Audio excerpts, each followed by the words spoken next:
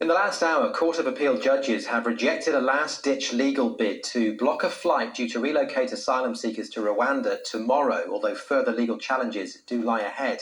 Our political correspondent Phil Hornby watched today's judgment being delivered. We can talk to him now. Phil, what's the reaction been? Matt, the government are delighted. It's been a dramatic day here at Westminster and a mile and a half away at the Court of Appeal. You might remember last week a High Court judge said the Rwanda flight could go ahead.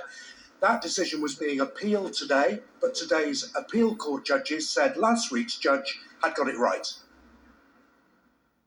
He reached a conclusion which he was reasonably entitled to reach on the material before him.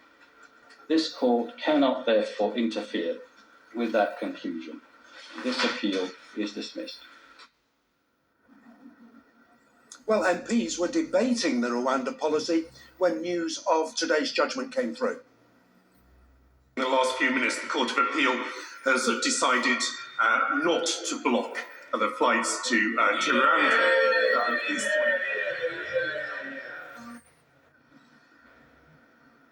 Lots of cheers there, but obviously this is a very controversial policy. The opposition parties are dead against it.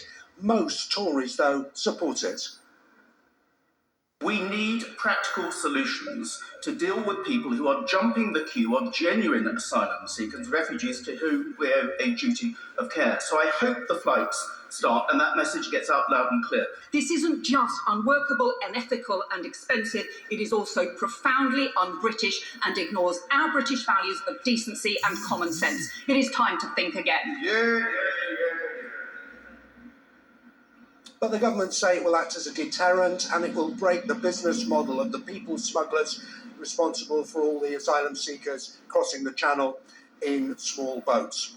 Tomorrow's flight then will go ahead, the first flight to Rwanda. There'll only be a handful of people on it, we reckon maybe even down to single figures, but the government hope this sends out a signal. Nevertheless, there's another big court battle coming up next month to decide whether the policy as a whole is legal or illegal.